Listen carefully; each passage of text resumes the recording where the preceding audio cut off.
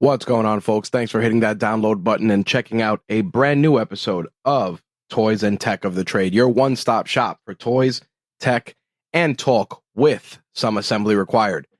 I'm your host, Rich, and if this is the first time you're checking out an episode, first of all, welcome. Second, a bit about what we do here. Toys and Tech of the Trade is an interview series where we sit down with entrepreneurs, content creators, and just awesome folks that are on our radar and discuss the gadgets, the gear, and the tech that they use to run their businesses, create content, and of course, be more productive. Now, when it comes to the toys aspect of the interview, it's not just relegated to the usual stuff that you're used to, action figures or Gundams or Funko Pops. We look at toys in a more broad sense, meaning that if you collect jet skis, those are your toys. If you're a car enthusiast, your car is your toy. We look at toys in a broad sense because everybody's definition of toys is different to them. Plus, it breaks up a little bit of that business conversation and allows us to connect with our guests on a more personal level. Plus, who doesn't want to geek out over toys and just stuff that we collect? I know I do. With that out of the way, a little bit of housekeeping before we turn it over to this week's guest. I want to thank everybody who checked out my conversation with Nikki. Really amazing feedback. Nikki was intense, man. I know he kind of banged a lot on his table at the beginning, but he was just so passionate about his message. And I really thought that it was just amazing that he would stop through and share his story with us. And so much actionable stuff came out of it. So definitely want to thank everybody for the kind words and for the support when it came to that episode. I know a lot of people have also been asking about RageWorks Podcast Productions, which I mentioned previously. That is going to be our production arm that is basically going to take everything that we do with the RageWorks Podcast Network and package it up for other folks that want to either be a part of the network or want to use our editing and turnkey, podcast services. It's really that simple. I know a lot of people want a podcast, don't want to deal with all the heavy lifting required, whether it's equipment or editing or publishing it on iTunes or Apple Podcasts, I should say, or Spotify. And you know what? We do that. We do all of it so that you can focus on what's most important, which is the content. Don't let any of those roadblocks or any of those hurdles that I mentioned derail you from getting your message out there. There are so many people that have so much to say who just they get stuck. They get paralysis analysis between equipment and podcast hosting and 17 different YouTube videos and all this stuff. We cut through all of that. And you deal with me one-to-one to help you get your podcast up and running, get you in front of many of the other shows that are on our network, allows for a lot of cross-promotion, a lot of community engagement. I mean, who doesn't want a community that is into a bunch of different things checking out your show? We really pride ourselves on being not just a one-stop shop, but we pride ourselves on having diversity, not only in terms of our hosts, but in terms of our content. So if you're interested in checking out those services or want to discuss them further, please feel free to reach out, rich@rageworks.net. And of course, links will be in the show notes for this episode. That's going to wrap up the housekeeping. I'm going to turn it over to this week's guest, which if you are interested in pursuing a career in freelance writing, you definitely do not want to miss this conversation. You're going to take away not only a lot of actionable advice, but you're also going to learn about the non-glamorous side of things. Everybody thinks freelance writing and, you think Sex in the City or things like that, things that make it just look pretty and fun and super lucrative. But there's a lot that comes with it. And this week's guest really breaks that down. So enough of me yammering on. Let's turn it over to this week's guest. My guest for this week's episode of Toys and Tech of the Trade is Terri Huggins. Terri is an award-winning journalist, a freelance writer, also a moderator, a woman with many, many skills that not only uses them to deliver amazing written content on the internet, but also leverages that to her own brand of entrepreneurship and freelancing. We're going to discuss her journey, how she got started, and of course, the toys and tech of her trade. Terri, how's it going? I'm doing well. It's a Saturday morning and I'm just trying to get my mind right with a world of kids and just uncertainty in some levels. No, I definitely can relate to that. And I think that, as somebody who, as I mentioned in our introduction, works in the world of freelance heavily, uncertainty is the name of the game. Yes, yes. And it's something that people don't realize that even after freelancing for 10 years plus, there's still so many things that change all the time, especially now during, the pandemic. Are we still in a pandemic? I believe we are. I'm not Um, sure. I think we've shifted from pandemic to plandemic to everything's gonna kill us. Yes, yes. I did hear that they found polio in Yes.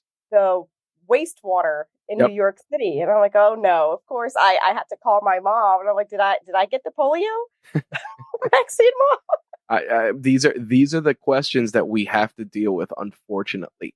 And I want to kind of dive into that because as someone who writes about a variety of different topics, how has this last 2 years been for you as a content creator?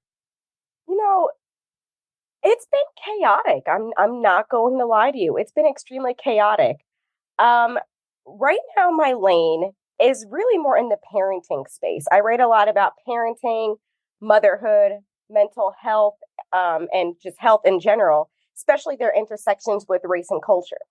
However, Mm. when I actually first started writing, I was in the bridal industry, and that's really what created most of my income. So, for obvious reasons, when the pandemic hit, it was much harder to write for the DJs that I did, the bridal magazines that I wrote for, the event planners, because they weren't planning events, so they didn't have money to pay a freelance writer to either write for their websites, their magazines, their marketing content for their businesses.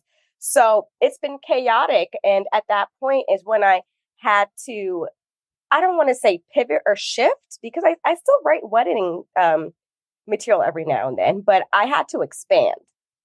So I expanded more into parenting and health, especially since we were talking about it so much at the time. And it's the center of my life in some ways.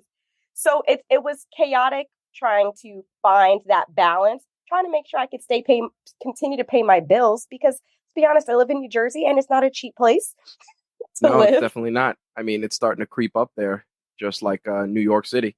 Yes, definitely. So it took a little tweaking, making sure that I didn't panic and trusting that what's for me is already mine.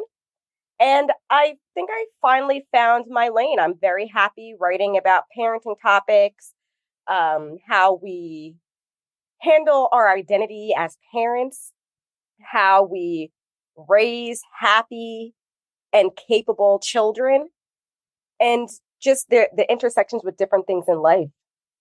Well, the thing that's interesting also is that, your resume has taken you through so many different areas. I mean, your professional background, you have, from writing for a religious institution to doing public speaking to writing about finance to, leveraging, working on social media, ghostwriting. Mhm. I mean, you were a Zumba instructor. You've really ran the gamut of hustle. And the thing about it is, you mentioned something that was very, very powerful in the fact that you are doing that and also finding yourself in the process. And one of the things that, made us connect was that, those experiences and the fact that you're trying to have that intersection of acknowledging, the stuff that's going on in the real world and just putting it to paper in this case, or putting it to word for people to really digest it, because a lot of people kind of are walking around in a bubble, kind of worried about their own little space, and a lot of what's going on in the world conflicts and influences that space. Yes, yes.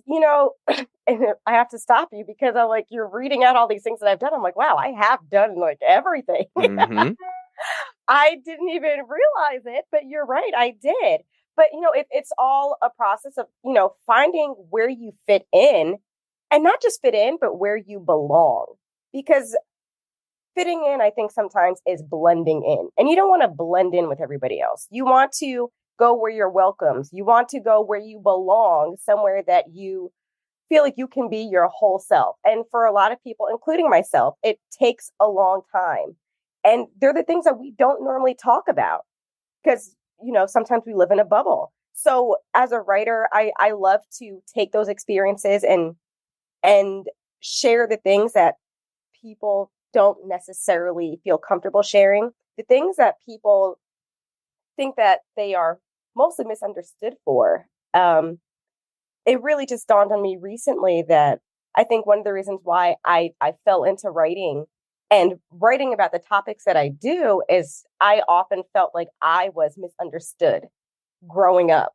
And because of that, I put my all into giving a voice, or I don't want to say giving a voice because everybody has a voice, but letting the voices of those who feel misunderstood be heard more strongly and more clearly so they can resonate with the people that they've been trying to reach for so long. I think that leveraging that and going in that direction is one of the things that allows you to maintain a level of authenticity that sometimes is sorely lacking because as we've talked about in numerous conversations you and I have had before this podcast, there's a level of, hey, either it's one extreme, which is everything is terrible, everybody's coming to get us, everything is bad. And then the other extreme is, oh, the world is a rosy place and anything that's happening outside of your bubble is totally okay to ignore. And I think that the more we're aware of these different divides, whether it's socially, culturally, and more so being put down by somebody who's not in an agenda driven space, Oh, the yes. the more it leverages people's emotions and allows them to really be like, man, that makes a lot of sense, or, oh, I never thought of it that way, or, oh, I didn't think about that. But unfortunately, it takes a lot of work. And interestingly enough, you used the phrase, you fell into writing, which leads me to ask, did you always aspire to be a writer? Like, what put you there? So maybe fell into it isn't the right word, but I think maybe falling into the space that I am now Okay. is the right. But I've actually always wanted to be a writer. Like, Really? I Okay. remember being from 10 years old, from when I was 10, I wrote my very first poem. And it was called like, Who Am I? And I don't remember how the poem went exactly, but that was when a teacher pulled me aside and said that was very good. And it just kind of stuck with me. I've always wanted to be a writer. I'm one of those strange but fortunate people that actually went to college, studied journalism, studied the thing, and actually went out into the world and continues to make a living from that thing. So I got lucky in some regards. But I think really it stems from, again, just realizing that I felt misunderstood. And I think like most children, like most teenagers, in some ways, we feel misunderstood. And it resonated with me a lot more. And I think that's really what put me into writing. I think I'm a much better writer than I am speaker, even though I do speak publicly much more now. I think I get my points across much better as a writer. So it made sense for me as someone who always felt like they're misunderstood to just write out my thoughts.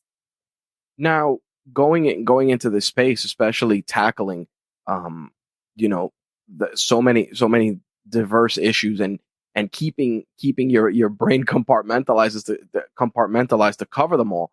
How did you juggle a lot of that? Because again, you're somebody that has to do a lot of research. If you're talking about relationships, if you're talking about mental health, if you're talking about race, there's different levels of research that are required.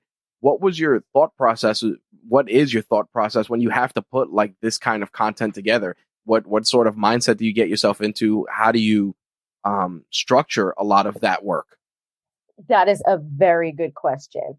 So I'll tell you first how I come up with a lot of my ideas. To be quite honest, I'm just a very curious person. I always have been.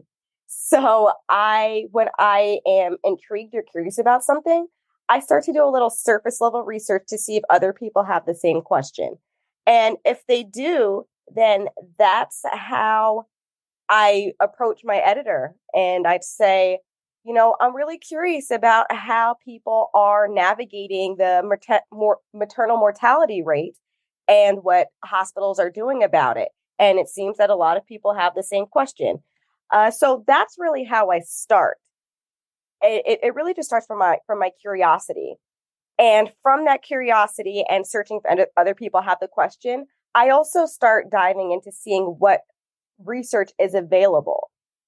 And what makes it very hard about writing about marginalized groups, whether the disabled community, the Black and Brown communities, is that fortunately, marginalized groups, there's not always much data on them because as much as I hate to say it, for a very long time, the marginalized groups were forgotten when it comes to studies. Yep. So when I approach these topics, I also have to make sure that if I don't have hard research, hard facts, I'm able to get anecdotal stories from somebody who can back up the point. And within that story, that's when I say, because data has been lacking in this area, we relied more on personal experiences of X, Y, and Z.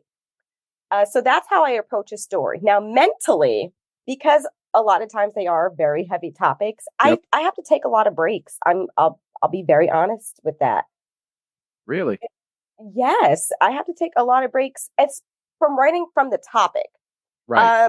Like as I mentioned, maternal mortality. I just wrapped up a story on maternal mortality not too long ago.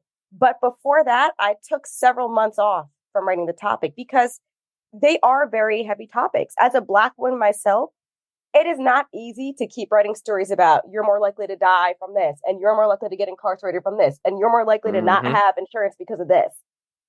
And they're stories that need to be told, but because they hit close to me, I have to step back sometimes from those topics. So I make sure that I just schedule those breaks. In addition, I balance it by running my own newsletter. I do have a newsletter. I'd like to say it's monthly, but it's really sporadic at best since the pandemic. But I discuss like uplifting things about personal growth, about finding the positive, about giving yourself grace in hard times. So that's how I manage those really heavy topics with, keeping myself sane and not in a depressive state. No, I think I'm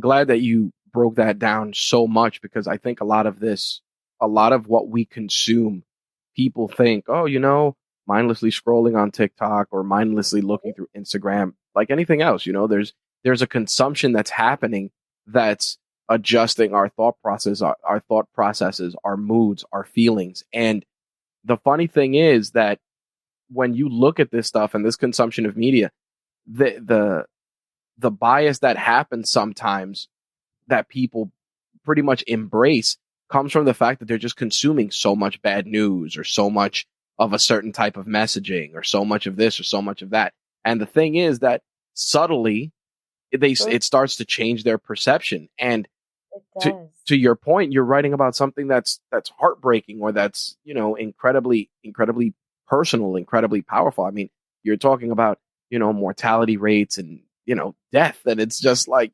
by the time you take your fingers away from the keyboard, you're like, I need to sit outside. I need some sun. Exactly. I can't look at this screen. And the thing about it is, how do you pull back when you're writing about some of these more sensitive topics? I know you give yourself breaks, but let's say you're writing an article and you start like your first draft or you're working on that first portion of the piece and it gets a little heavy.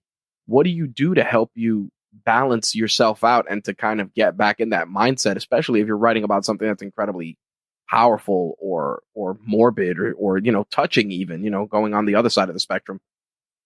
I have to be completely honest with you. I haven't really had to pull back much. I think really what it is as I'm writing, it's more about diving in because most of the time I'm writing and my 2 children are home. So for me to sit and be able to write for a very long period of time consecutively, it's very hard these days, right. Especially in the summer months. So I have to think back when there was school, and that wasn't so much of an issue. I do think one thing that helps me and is I schedule my timer for like 10 to 15 minutes. So I would write straight 10 to 15 minutes and then I'll take a break. Maybe it's a break just to do deep breathing. Maybe it's a break to go have some sparkling water. Maybe it's a break to go tickle the kids. But that's sort of how I break it up. And it helped what I did to help keep me focused. But I think it's also sort of a defense mechanism for me to not go spiraling into these deep topics. So, with that said, you're watching, your children, they effectively pull you back in general because they'll come over, mommy, I need this, take me here. Yes. I want this. And it's good because in a way they kind of just stop that. They stop that creative process for a few minutes and they let you just decompress. Is that right? Yes and no. Sometimes they help me decompress. Sometimes it makes it harder because, I'll be completely honest, since the pandemic, I have struggled a lot with brain fog and lack of focus. So what's really hard sometimes is that I finally get focused in my work and I'm like, okay, I'm doing it. I got the words. I got this. And that's when my oldest would be like, mommy, I need to go potty. Or my other would say, hey, I need some water. So it's yes and no. They help break it up. But at the same time, like, man, I just got into my rhythm. Groove. Right. So, which is one of the reasons why I said it's chaotic when we first started. Yep. It's definitely been chaotic since 2020, like most people. Absolutely. But, Now, in terms of work, let's, going back to that chaotic nature, how are you approaching just being a freelance writer? Because I'm sure there are a lot of people that have, that have a valuable skill set or know how to be very, very specific with what they intend to write, and they just can't find those outlets to be able to express themselves. You've run the gamut. We were talking about it before. So how do you go about like finding those gigs and getting work? I mean, that's the short question, Yes, I'm actually glad you asked that question. I actually want to write a book on this topic, or if not, an ebook or blog post. But so let me tell you a bit how I started. As I mentioned, I did go to school for journalism, and I was one of those fortunate people that knew they wanted to work in journalism. I also knew that I never wanted to work in a newsroom. I actually always knew I wanted to be a freelancer. That was always the goal, even through college.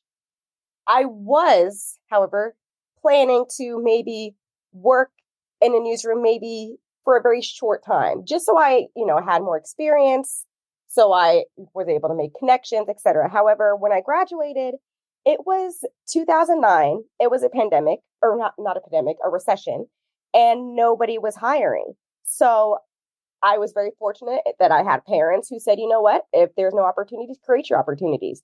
And that is how I started freelancing. I created my own job by really reaching out. I would send pitches to different publications. As I mentioned, I'm a very curious person. I'd have an idea. And at the time, I was still doing a lot of like relationships and wedding type stories. So I would get a list of the magazines. I'd look in the masthead. And for those who don't know, the masthead is like the first few pages of a magazine. You open it up and you'll see the list of, editor-in-chief, associate editor, managing editor, so on and so forth. And I would send a pitch. Normally, I would send it to a managing editor, because they're right in the middle. Editorial assistants are the entry level. They don't normally handle pitches. Editor-in-chiefs, they're the ones who delegate everything down. So you want to aim for somebody in the middle. Right. So I would find the person in the middle of the masthead, and then I would look up their email address. The way I got their email address is I'd go to that publication's website. And at the time, I mean, now it's easier to find these email addresses, but at the time, they weren't really publishing email addresses like that. So I would go to the bottom of the website, and there's normally a media kit. and you would click on the advertising link, maybe the advertising calendar. Right. And that's how I would find the email address for whoever the advertising person is. And granted, I was not emailing the advertising person, but that gave me the email format. So then I got the format from that. Then I'd go back to the masthead and I'm like, okay, the managing editor is Kelly Simcoe. The advertising email address tells me that the format is first name dot last name at publication.com. So that's how I started getting the contacts and pitching editors to start working for them. In addition, I did a lot of networking. I went to a whole lot of networking events. I as I mentioned, I live in New Jersey. I was going into the city a lot because I wanted to hang out where they hung out. Right. I was going to different business before breakfast meetings for the Chamber of Commerce in my local area. And because I'm going to give everybody a little secret. What people don't know is that unfortunately, people who work in the media, they actually don't pay very well at all. The money is in the publications you've never heard of. Right. If you know somebody writing for I don't know, what's it popular, the Huffington Post or the very well-known publications, there's a very good chance they're not making a lot of money to write for them. If you know anybody who is freelancing and they pay their bills, that is not their sole moneymaker. You will never survive that way. The real bread and butter is in trade publications.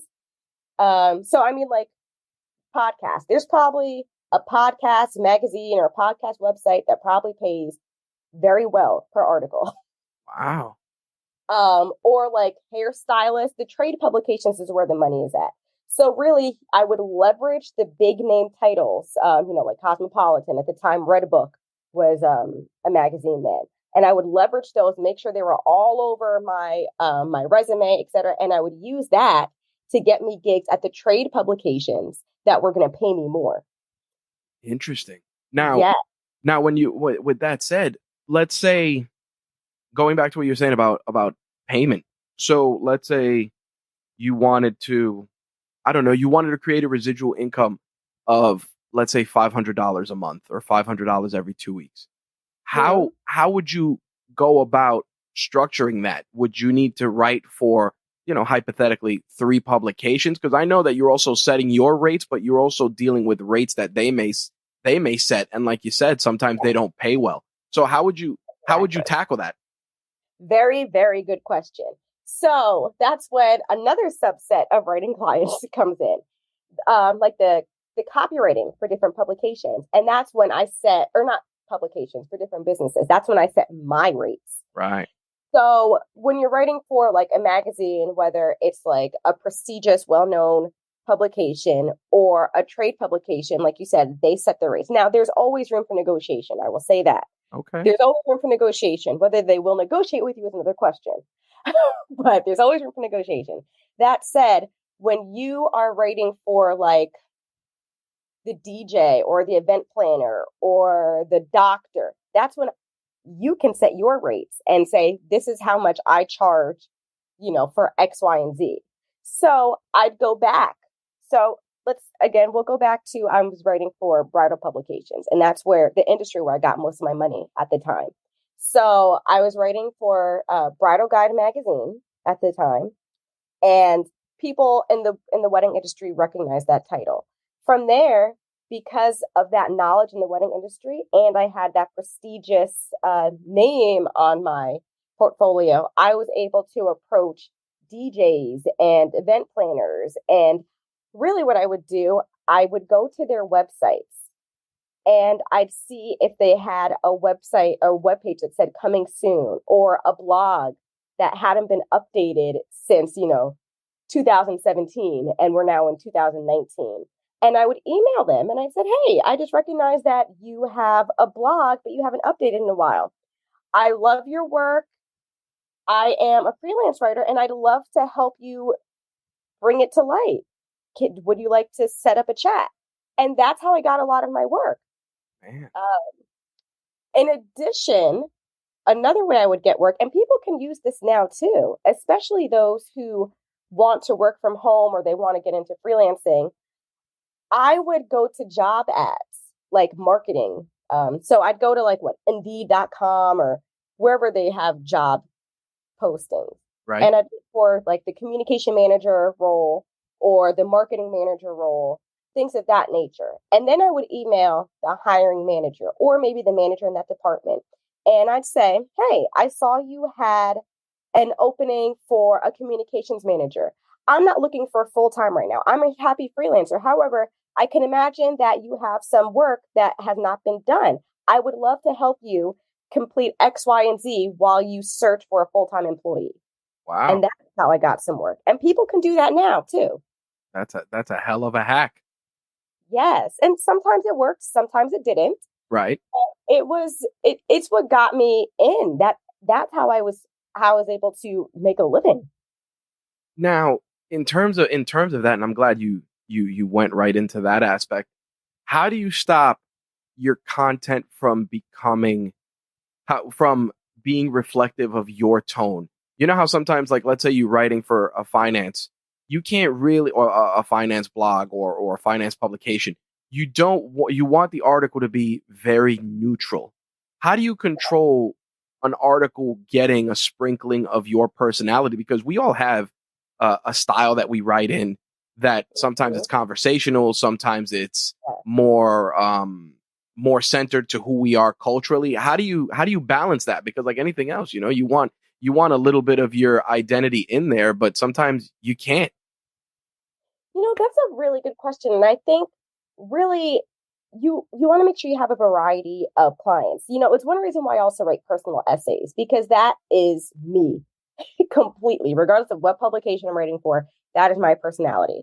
Um, However, there's ways to, and let me back up. I want to remind everybody, in addition to just freelance writing, I am a journalist. So as a journalist, you do have to be biased Right. and be aware of the words that you use. Like there's a lot of words that we don't realize carry like that are very suggestive. Like for example, you could be writing something saying he only has 5 jobs, or you could say he has 5 jobs. Once you put in the word only, it sort of projects like an emotion, a feeling, a judgment, and that's something that you have to be aware of as a journalist. Wow.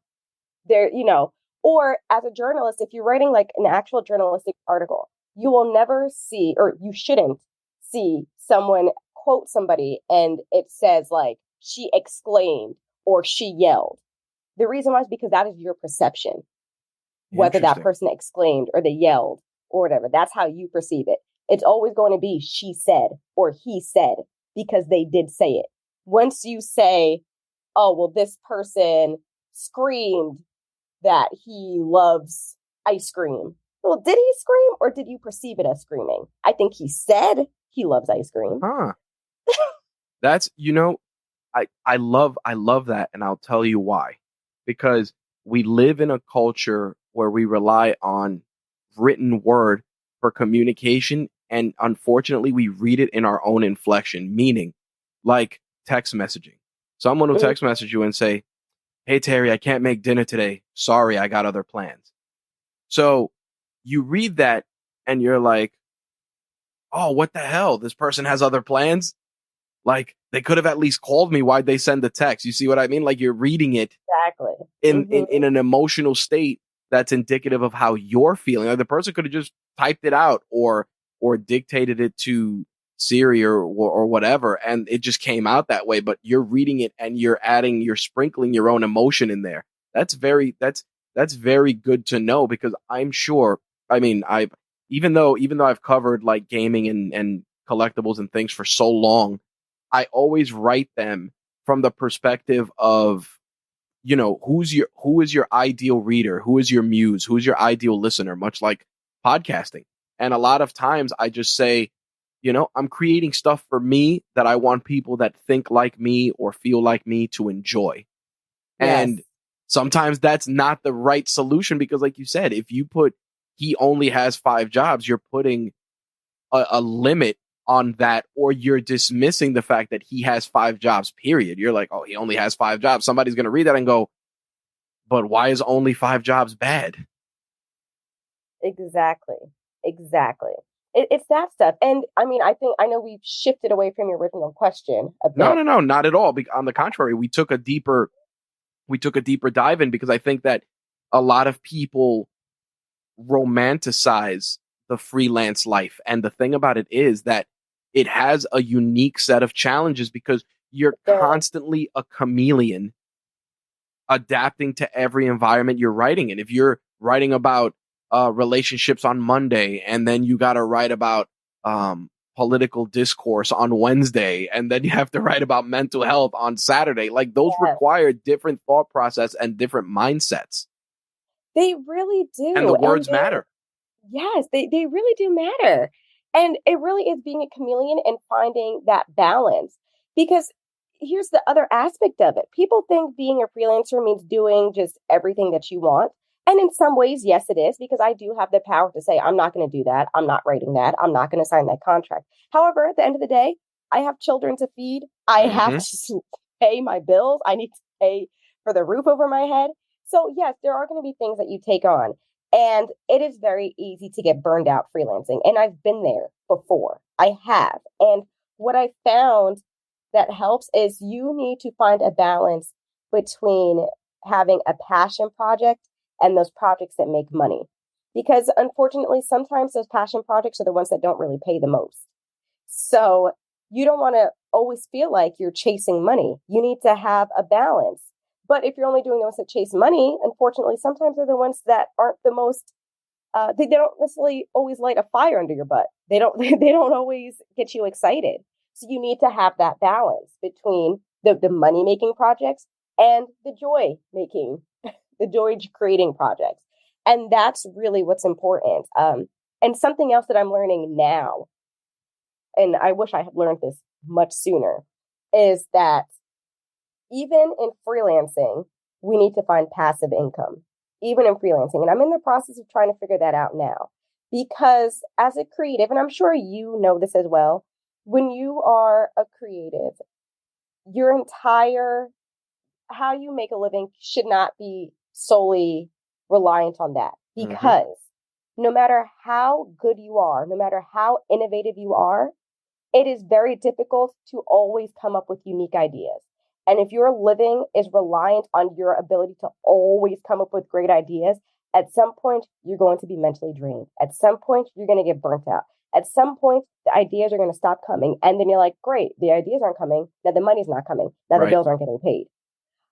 So I'm actually in the process of trying to find, a way that I have more passive income that I can continue to freelance. However, even if I stop coming up with great ideas, even if my curiosity does not really spark as many articles as I'd like, I still have money coming in.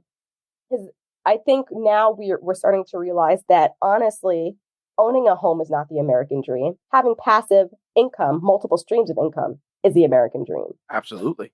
Now, tell me about a time when you had to work on an assignment and after taking the assignment, you realized that you shouldn't do it or it wasn't for you. Oh, that is a good one. Let me think for a minute because I know it's happened multiple times. But as I think about it, I'll tell you in general, I realize an assignment isn't for me right away. And then sometimes I go against my gut Mm, because I feel like I need the money, right. to No, be no, quite and that's honest. and I want people to know that because going back to what you said before, sometimes bills got to get paid, sacrifices have to Mhm. be made, but like anything else, we all have those hard lines in the sand for certain Yeah. things, and I'm sure you've come across where you're like, "Oh, this assignment looks good." Then you take a deeper dive, and you're like, "Maybe not."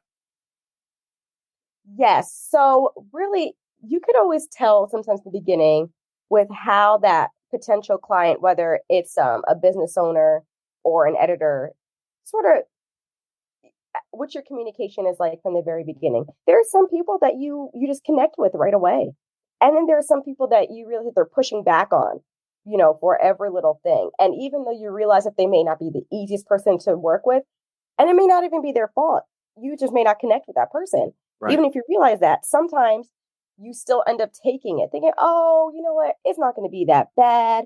Oh, I really need the money, so I'm going to do it. And then as you go deeper and deeper, you're like, damn, I should have went with my gut. This was not worth it.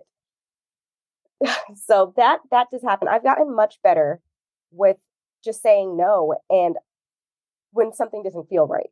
And Okay, just trusting, like I said before, what's for me is already mine. I say no to this, that's because something better is on the way. gotcha.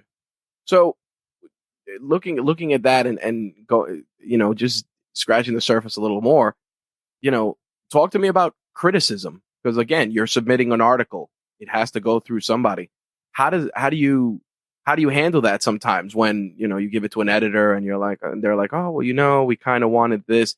How do you personally handle that, especially if you are so, you do all the research, you put something together, you're like, "Damn, this is a 5-star piece." And then somebody comes back, "Oh, you could change this." How have you um disciplined yourself with regards to criticism?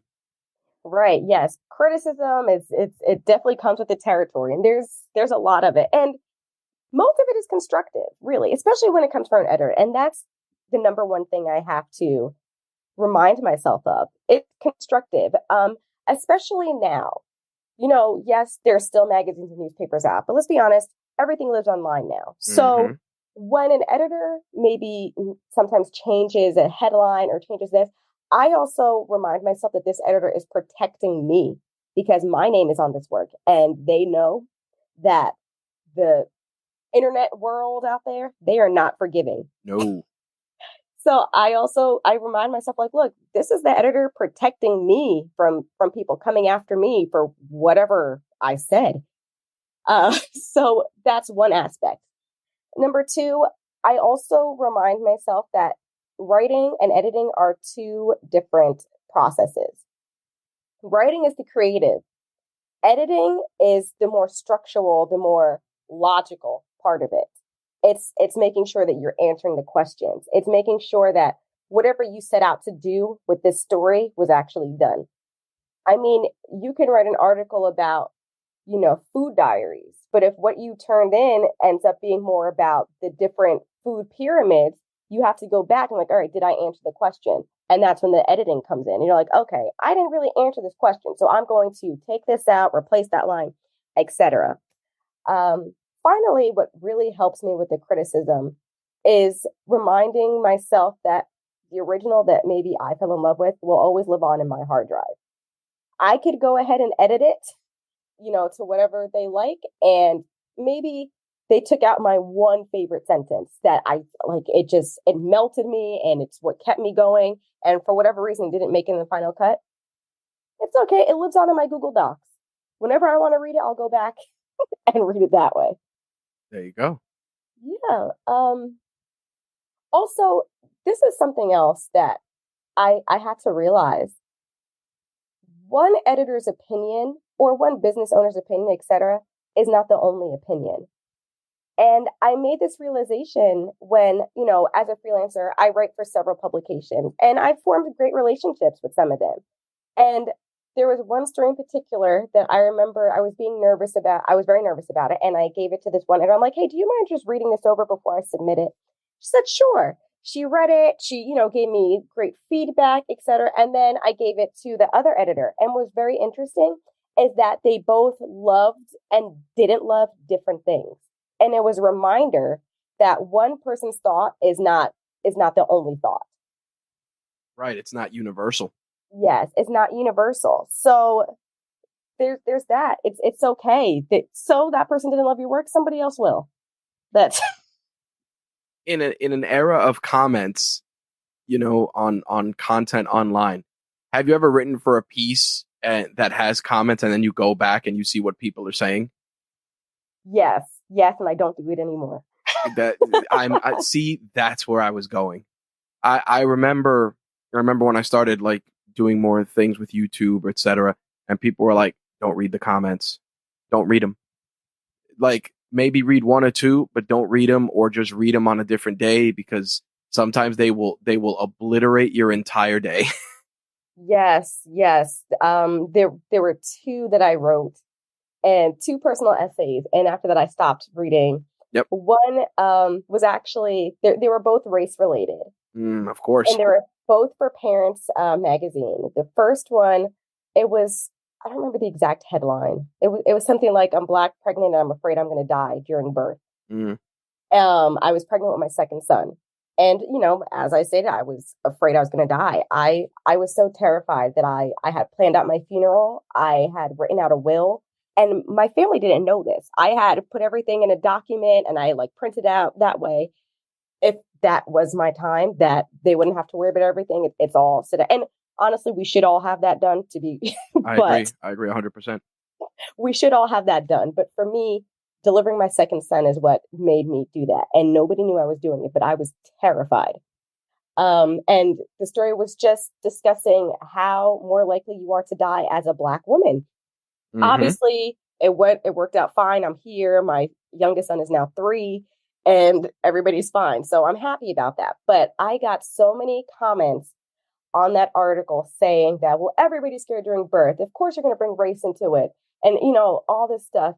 You're just privileged. You're a snowflake. You're a liberal, and it was a whole bunch of stuff. So that was one. I didn't even respond to any of them. Nope. But I saw the other one, another race related story. It was discussing why I never wanted to have boys, and not because I had any particular problem with having boys, but as a Black woman raising Black boys in this world, my heart could not take it. I always said, my heart can't handle raising Black children in this America. I just can't. So for some reason, the universe decided that I can handle raising Black children, because I didn't just have one, I got 2 boys. Iron sharpens iron. Yes. But the story was talking about that, how little Black boys, they're cute until they're not, until they become a threat. And unfortunately, they're viewed as a threat very early. I mean, for some, it starts as young as 5 and earlier. It's very interesting you brought that up, because that comment, that the exact wording came up not too long ago. Somebody posted it on, I believe it was a creator on TikTok. And when they said that, I was like, wow, that was super powerful. Mm-hmm. Yeah. And the story had facts.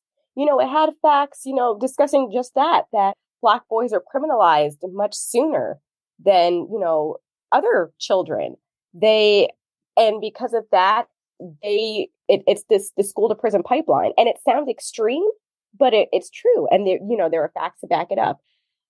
It was discussing how I did not want to raise my children that they couldn't be who they were, making them feel like they couldn't wear their hair that they wanted, like whether they wanted braids or, a shortcut, or they had to hide parts of themselves just to survive, or, just to have a shot. Like I was afraid of that. The comments on that story, they were rough. I was called a whole bunch of things. People were saying I was a horrible mother. People were saying that, of course, they're going to see only race if that's all their mom talks about. And what's really interesting, this was written before I think a lot of people had their awakening of George Floyd's death. Right. So I'm kind of curious if that story would have been received differently if I had written it after that. The late Patrice O'Neal, he was a stand-up comedian, brilliant, incredibly brilliant. He was just like, listen, people sometimes need to be aware that it's okay to wear your shittiness on your sleeve. And he said it in the sense that, listen, if you feel a certain way about a demographic or a culture or whatever, then be transparent with that, but also be opening to learning about that. Yes. Because that's what's going to change or reinforce your ideologies. And listen, I know plenty of people, they assume one thing, then they learn another, and then all of a sudden, like you just said, it's an awakening. And there should be no harm in that. I think that the problem is that people kind of, they look at certain things and they just kind of stick to it because that's what they grew up with, or that's what they know, or that's what they hear. And what people don't understand, and this will kind of take a curve for some folks, is that when you're a minority in any part of this country, there's a different set of rules that are existent, and sometimes they're acknowledged in microaggressions. Exactly. And people they don't realize that. Like, oh, the, oh, growing up, like, especially like in Hispanic households, oh, you have that good hair. Oh yes, I That's a, heard that too. see what I mean? But you hear that and you're a kid or whatever, you got that good hair or whatever. That's a thing, but it's a thing because people are acknowledging it as such. And then Yeah. it just becomes vernacular. It becomes acceptable. And the thing is, it's like that's a microaggression. Or here's a great one. Oh, you're one of the good ones. Oh yes. You're one of the good Mhm. ones is another one. And growing up, I mean, I'm an 80s baby, so you hear that stuff and you're like, "Oh, okay." Like you don't really think about it and then you understand it when you get older and you're like, "Oh, okay, that's a little weird." Yes. And the thing I've about heard it a is, whole story about that that's before what I too. mean. People don't realize that minorities, and I'm being completely generalized in this because I can't sit here and put myself in everybody else's shoes. But what I tell people is you can't walk everyone's shoes, but you have to be comfortable trying them on. And you Yes. have to be aware that there's other stuff going on out there. And yeah, a certain economic class may not face it more than others, but there's even levels to that because there's, you know, people that are complaining about gentrification that are people of color that live in a neighborhood of color that want that lower class pushed out because they feel that lower class is leading to the downfall of how they live. Mm-hmm. And people don't want to hear that. And it's like, listen, that's a thing. Colorism is a thing. It is. It is. It's a scary concept. And the thing about it is that people they don't they don't take the time to think about that objectively because again, it's not in my backyard. So since it's Right. not in my backyard, it's not my problem. But then all of a sudden when it manifests itself or it touches you in a certain way, all of a sudden it's a thing. Yeah, definitely, definitely. And I think it really proves, I see this all the time. A little tangent. One thing as a mother that I've noticed, or really anything happens to them, you always see people commenting on social media, why is nobody talking about this? This is a problem, etc. And I'm like, no, if you do a quick Google search, you will find that hundreds upon thousands of people have written about the topic. The problem is that you didn't care until it affected you. Exactly. It's the funny thing about um us living in New York and New Jersey. It's like, oh, there's an uptick in crime. It's like there might be, but there's also an uptick in showcasing that crime to drive a certain narrative. Exactly. Like people been getting robbed forever. People now are just getting robbed and more people are documenting it. Yes, People are shot. Live in the projects for a year. People get shot on the regular. Not every news story is about the shooting in the projects. It's exactly. that But simple. But now it's like, hey, we got to talk about this shooting in the projects, and that's the Monday story. Oh, there was another shooting over there in Brownsville. That's another story. By the time mhm. you get to Thursday, you've heard about 12 shootings. And it's like, did you know that there were probably 24 shootings, but 12 of them were the ones that were deemed newsworthy? Exactly. It's a scary thing. And I know that we could probably wax poetic about that. And I want to be respectful of your time. So I want to um, pivot a little bit into what we like to call the hot seat. And it's a series of rapid fire questions, just different things based on the conversation we've had. And obviously you kind of outlined one, which is, how do you write? Are you a Microsoft Word person or something else? And you acknowledge that you use Google Docs. And I think Yes. obviously one of the things is the safety net of being able to write anywhere, right? Mhm. You know what? It's funny. I'm able to write anywhere, but I don't write everywhere because I'm also trying to make sure that I have balance between work and time. So I don't even have Google Docs on my phone or Google Sheets on my phone because when I'm with, if I'm out with my family, I want to be out with my family. There you So go. it's a pro and con. Now, one of the funny things with that is, do you give yourself a dedicated place in your home? Like, hey, I want to write by the window today, or I want to sit in the dining room. Do you have a dedicated workspace that you feel is more conducive to your creativity? I have a dedicated workspace. Do I use it? Is the question. I find myself writing in my bed most of the time, but that's because it's easier for me to lock the door when my husband is home to keep the kids away. I do find that the best place that actually helps me with work is sitting by a window. Okay. But that also leaves me out in the open with children. So if they're not home, I sit at this one table by by the window. For some reason, the desk doesn't really get used. What are but obviously besides Google Docs, what's your most used program on your laptop or desktop? Besides Google, honestly, my calendar. The calendar is the most used. Google Sheets or Excel.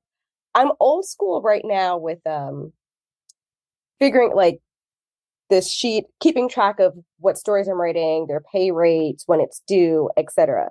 So right now I use Excel or Google Sheets for that. Okay. And yeah. What's the first place you go to when you open your phone? Oh, the first place I go to is Headspace. It, Really? yes, it is. Well, I mean, I guess if we want to be really literal, it's turning my alarm off. Right. But then I go to Headspace. I started meditating in the morning, and it has helped me tremendously with brain fog, trying to stay focused, finding peace and balance. I was doing it in the beginning of the pandemic, and then I actually stopped because I was trying to save money, honestly, because it's Right. like 13 something per month. But then I realized that I was having difficulty again, and I'm like, you know what? It was probably because I stopped meditating with Headspace. Some things are just worth the money. Right. And when it comes to health, health is wealth. So absolutely. Exactly. So now I'm paying for it again, and I meditate in the morning, 5 a.m. Nice. What's your favorite piece of tech besides your phone or computer? My favorite piece of tech. So it's actually, I don't know if you consider it tech. It's a light. I don't know if you, like an LED light. So I guess Uh-huh. that's not really tech, but I started talking about it, so I'll tell you. So I also pole dance. I used to be a pole dance instructor. And Really? yes, Look at yes, that. I Learn used to be something a new. pole dance instructor. And I stopped actually when I gave birth to my second son. I was even pole dancing when I was pregnant with him.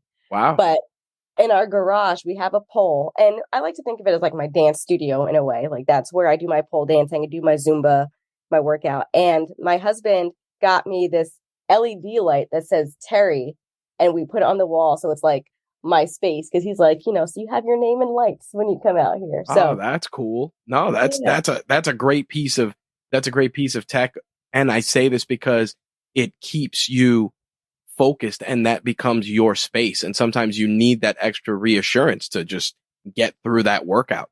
Yes, I do. It's definitely my space. My kids call it mommy's house. The There rest you of the go. house is daddy's apparently, but but the garage is mommy's house.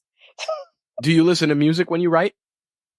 No, no. When I write, Really? I realize I need as few distractions as possible. I need to be in silence by myself. Nice. What was the last book you read? What is the name? So the last book I finished reading was We Should All Be Rich. It's by Okay. Rachel something. I don't remember her last name. Where's the That's the last book I finished reading. I'm reading a new book now, and I can't remember the name of it, but it's by this couple, Rich and Regular. I like to read a lot of personal finance books, Mm. about wealth and like personal growth. What is the name of their book? It's going to bother me because it's actually really good so far. It is called Cashing Out. Okay. So I just started that. So I mean, I'm only a couple chapters in, but it's very good so far. Do you prefer to read a physical book or an ebook? I like to read physical books. Nice. I'm sure you have a very impressive bookshelf then, especially being a writer. I actually don't anymore. I go to the Really? library because it ends up, you know, I was buying so many books and I don't have a space for all of them. So I just go to the library now, and it makes me finish a book on that That's one. good. That's a good hack, actually, because I never even thought of it that way. Because it's true. You get a book out of the library. It's like, listen, you got to get it back because you got to pay the late fees. So let me get to reading it. Yeah. And if I get a book from the library that I really love and then I'd go out and buy it because I know I'll probably read it again. Okay. But I don't, I got to control my clutter somehow. So Nice. That's a good trick. What's something that you purchased recently that's less than $100 that made your life either easier or just more enjoyable? something that I purchased recently that's less than $100 that's made my life easier. Or more Oh, enjoyable? something that made my life easier. So I think it's like it varies in price, but there's this thing called MC squares. Okay. They are they call them reusable post-it notes. They were Really? actually on Shark Tank. And I found myself having trouble like looking at reminders and things on my phone or my schedule, like my planner. So I put things in my planner, but then I have like these reusable post-it notes that I put on my closet door. And it Oh has like my man. whole calendar, my whole schedule on the closet door. That way, every morning I get dressed, I have to look at it. I can't avoid it.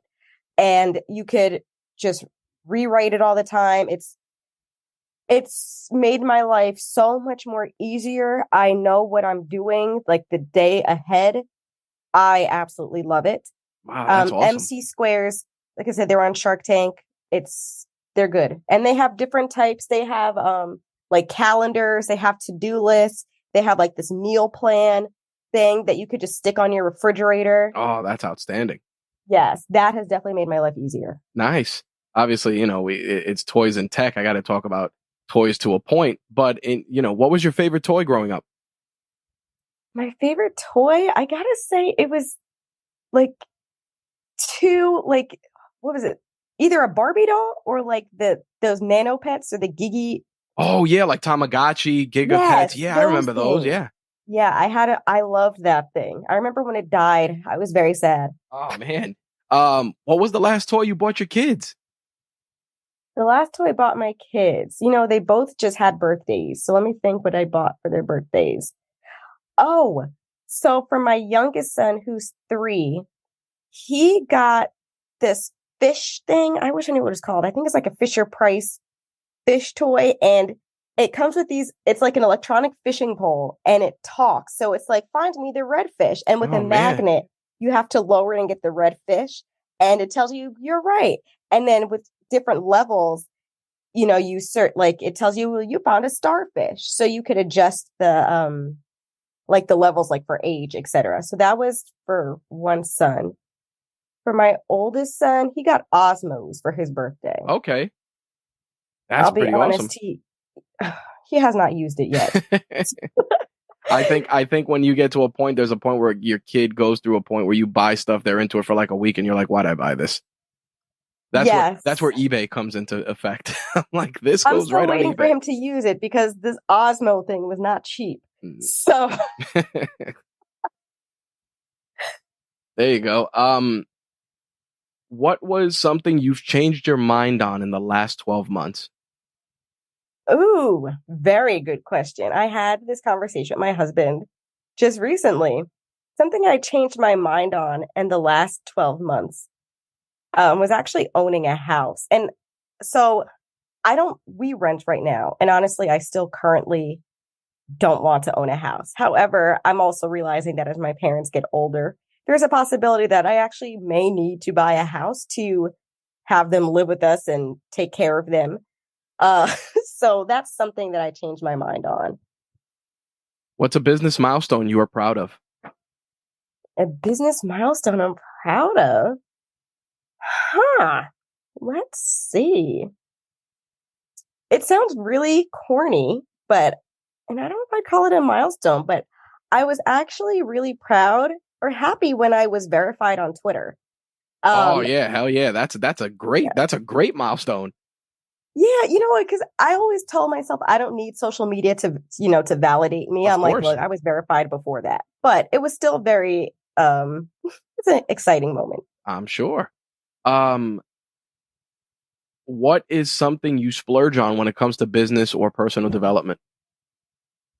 So I'm going to answer your question. It is related, but not related. My splurge is actually having somebody come clean my home. Not a Because splurge at that all. Go helps ahead. me personally and professionally. Yep. No With harm in that. yeah, so it's related but not related. No, I think it's important because if you have a clean space and you have a clean space, clean conscience.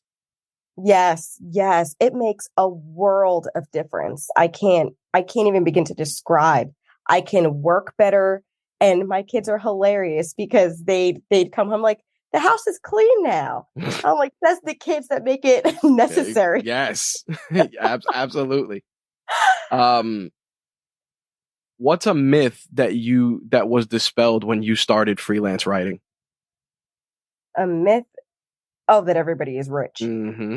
I mean, honestly, you see things like Sex in the City Yep. or like Confessions of a Shopaholic, like all those movies and TV shows that focus on journalism. I will tell you right now, most of the journalists that you know are probably broke if that's all they're doing. It is very rare to find any writer who makes, as a journalist, who makes all of their income from journalism. They Oh, are most likely either writing content marketing. They're either, influencers in addition, they're speakers in addition, but you will very rarely find somebody who is making a very good living just doing journalism. what's the last thing you had to look up on YouTube? The last thing I had to look up on YouTube. Oh, Gracie's Corner. What is that? Oh my God. It is this amazing. It's funny I'm calling it amazing. It's a kids channel. They make songs. Like, how like there's those like little kid songs Yeah, like that Coco Melon. like, yeah, it's like Coco Melon. Gracie's Corner is amazing Oh, because now I know. they're like a hip hop trap like kids music. They have like the wheels on the bus, but it's like this rap cool version. Nice. Good to know. As a parent, see Yes, this it is that so much question is fun. clutch. Um, what's something that brings a smile to your face every day? Oh, very easy. Honestly, just being me. It sounds corny, I know, but I'm very proud that I stand firmly in having an identity that's separate from being a wife and a mother and, a career person. The fact that I'm able to do that and still find who I am and be proud of what I am, regardless of what I can do for other people, makes me happy and makes me smile. What makes you laugh easily? Oh, my children. They're the things that they say Yep. are hilarious. Oh, I get it. What's your favorite fictional character? Oh, my favorite fictional character. Hmm. Let me think. Like from TV or like, Anywhere. Literary, television, movie. man, that's a good question. My favorite fictional character. Trying to think of like what I've been watching lately that helped me with this question. What was my favorite TV show? I mean, really, the only thing that comes to mind is like Brandy's role in Cinderella. And I can't even say she's my favorite, but I always loved her role in the movie. So, It's funny because I remember it. I remember, I think my sister watching it, and I totally forgot that she did play Cinderella. I forgot all about that. yeah. Nice. And the last one to wrap things up in this particular topic, what's a piece of professional advice that you receive that you use daily?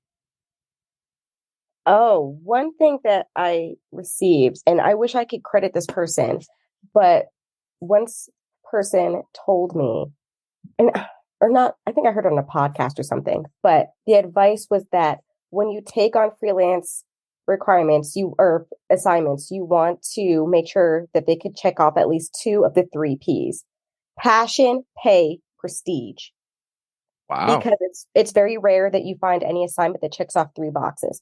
So you may find an assignment that maybe pays really well. You may not care about the topic that much, but it's for a prestigious publication, like maybe the New York Times or Washington Post. Or it may pay crappy, but it's a project that you feel really passionate about. If you cannot check off at least 3 of those boxes, it's probably not worth taking on. Outstanding. Or at least 2 of those boxes, we'll say. All right. That's going to wrap up the hot seat. And our last segment is Reach One, Teach One. It's one last piece of actionable advice we like to give our listeners before we wrap things up.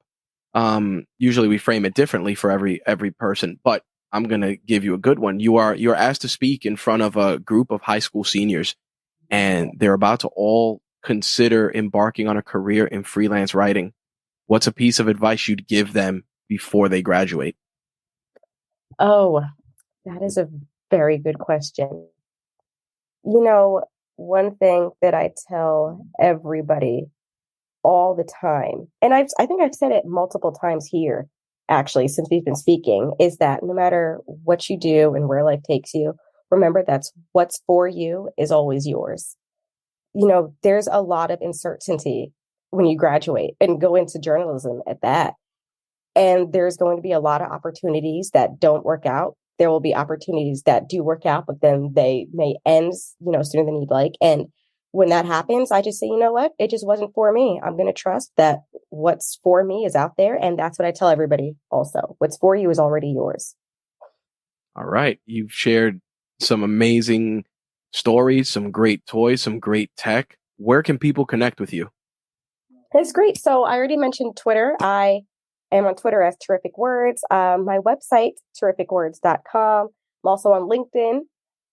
But I spend most of my time on Twitter, and I always encourage anybody, honestly, if they need any help breaking into freelance writing, I love helping people. It's a very difficult industry. So whenever anybody reaches out for advice, I'm always happy to either point them in a direction, tell them a resource that could help them out, et cetera. So if anybody wants to email me, my email is on my website, so you can reach out or, DM me on Twitter. But I love helping people in this space because it's just tough. Outstanding. And with that, Terri, thank you so much for taking the time to share the toys and tech of your trade.